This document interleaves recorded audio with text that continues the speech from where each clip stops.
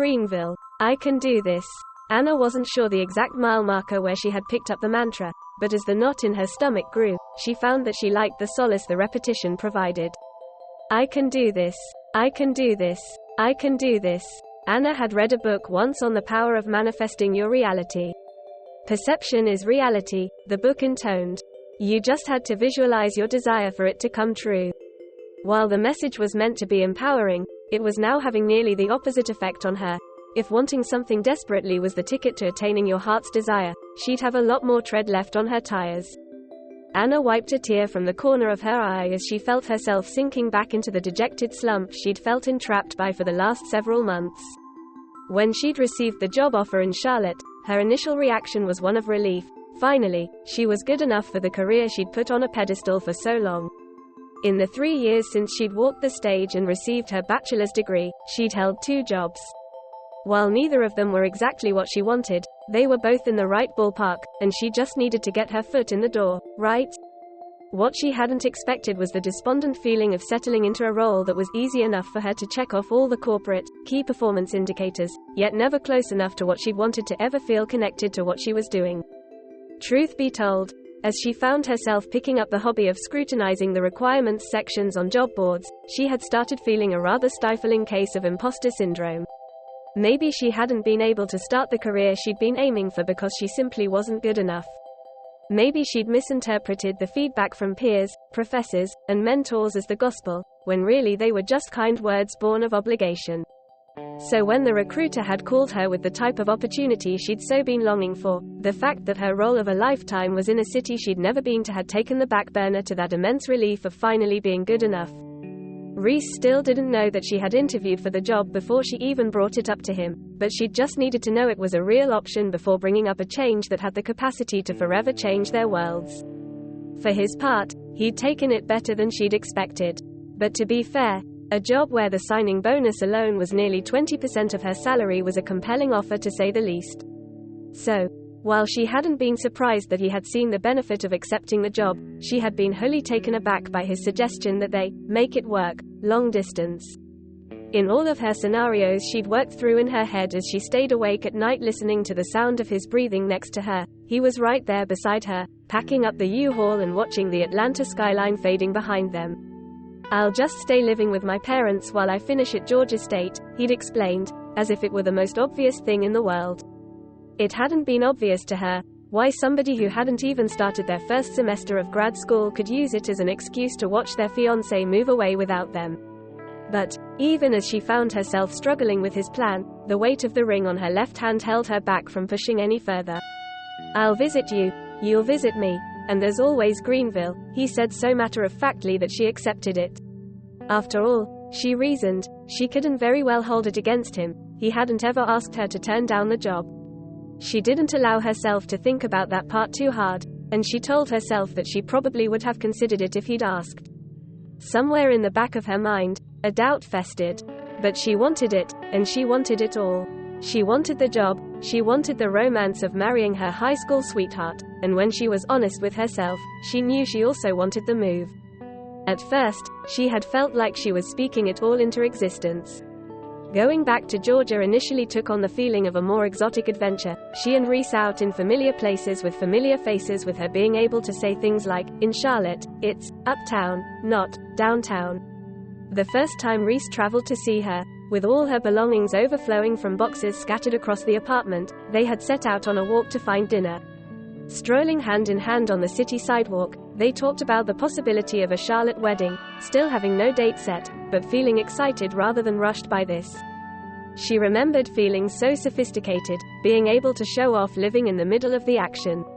When her alarm went off in the mornings, she rarely even pressed the snooze button anymore. Instead, she felt eager to wake right up, playing music as she straightened her hair before joining the throngs of people below on the street, also walking to work with the same metropolitan synchrony. While she'd been afraid that she had put this new career on too high of a pedestal, she found that it rather far exceeded her expectations. She felt herself finally engaged with her job and her co-workers, falling into a new rhythm of shared projects and cocktail hours. Unfortunately though, the happier her life became in Charlotte, the more disconsolate she felt on her return trips to Atlanta. She started associating walking through the threshold of Reese's family home in the suburbs with a feeling of claustrophobia. Her own self-doubt started keeping her awake these nights, exacerbating her poor attitude as she grappled with the feeling of being shallow. Who was she to judge Reese for his living situation, when just a few months before she'd never thought twice about it? They'd gotten engaged young, but she hadn't felt that way at the time. Seeing Reese get down on one knee at their shared college graduation party, while she hadn't felt especially surprised, she remembered feeling elated, unreserved. It had seemed inevitable that they'd get engaged after college, almost as though college was the last box they needed to check on their shared high school sweetheart experience before they followed the lead of all their other friends in similar situations. She would never have labeled it was peer pressure. However, every time she sat down for dinner with Reese's family at the same table she had been dining with them at for years, she started feeling farther and farther removed from the situation, as though she were an actress playing the part of her younger self. She couldn't tell if Reese was immune to the tension she felt building, or if they were just following some sort of unspoken precedent not talking about it. Things started changing, and while she couldn't tell if it was because of the tension or in spite of it, the nightly FaceTime calls were slowly being replaced with text message excuses, and the weekly treks back forth from their respective cities turned to meeting in the middle every other week. They'd visited Greenville once, years earlier. That was the thing about being in a relationship with somebody for nearly a decade, such a long history, so many shared experiences. Their trip years earlier had been to attend a wedding of Anna's cousin.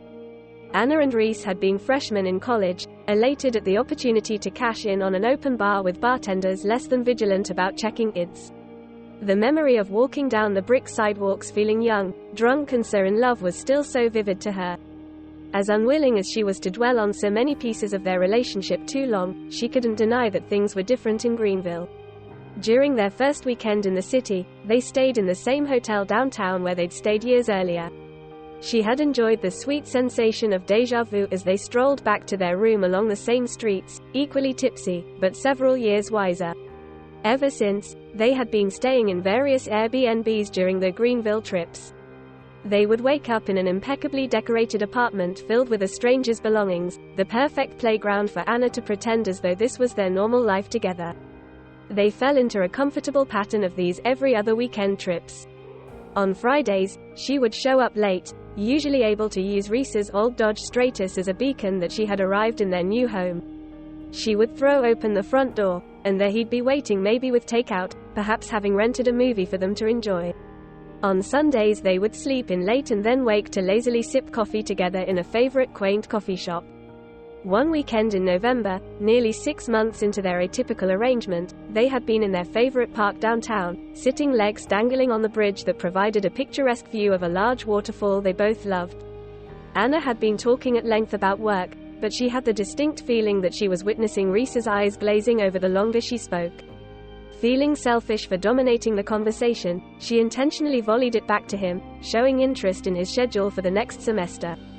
When she learned that Reese was taking a break from grad school, her heart started beating faster.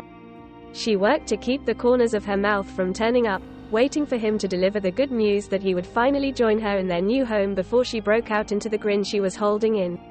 But the news never came. Anna felt herself being pulled through another transition in their arrangement. Instead of the weeks between their visits carrying with them the air of sweet anticipation, she started feeling them fill with dread. She was barraged constantly with fears and anxieties about their relationship, but she pushed it down, thankfully able to distract herself with her new life, her new job, her new friends. For the holidays, her first since the move, she put up the tiniest tinsel Christmas tree in her apartment. She baked the same Christmas cookies she made every year, delicately flavored with almond extract, enjoying the rave reviews from her coworkers. As she turned her out of office on her email at work and prepared for her holiday trip back to Atlanta, she felt her eyes brimming with unexpected tears. In that innocuous moment, she realized at once that something needed to change. Yet, as she immersed herself in the familiar holiday traditions from her past, she knew she couldn't say anything to Reese. What she couldn't tell was if her apprehension born of being afraid he would refuse to move with her, or fear that he wouldn't. That New Year's Eve, she cried as Reese kissed her at the stroke of midnight. Neither of them talked about it, But as the white lines on 85 flew past her on her ride back to Charlotte, she finally felt the resolve that she had for so long been lacking growing more and more firm. Anna could no longer avoid her feelings. She allowed herself to realize that she had been held up for so long on the question of the physical distance between herself and Reese that she had been blind to the much greater distance they shared. There was a part of her that was holding herself back from fully embracing the exhilaration of her independence in her new city, her new life. It was time for her to finally stand up and stop the prolonged ending of her relationship. That had been nearly 3 months ago, and there had been plenty of opportunities since her decision. She continued to grow more and more certain of her decision as she lived what she felt she was now labeling her normal life in Charlotte. But there was something about Greenville that weakened her resolve every time. Greenville, agnostic from her struggles in claiming her independence in Charlotte, almost entirely removed from her memories of her past life in Atlanta. And then of course there was Reese, the comfort in letting his presence engulf her and the catharsis of the familiarity.